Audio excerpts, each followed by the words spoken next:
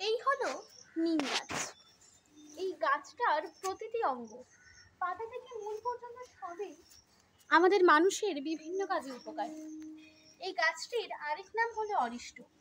তাই আজ এই উপকারী গাছকে নিয়ে লেখা আমার কবিতা অরিষ্ট ঔষধি। স্বাদে তেতো হলেও উপকারটা মিষ্টি। প্রকৃতির মাঝে সে এক পরোপকারী সৃষ্টি। পাতা থেকে মূল সবই নানা কাজে উপকারী।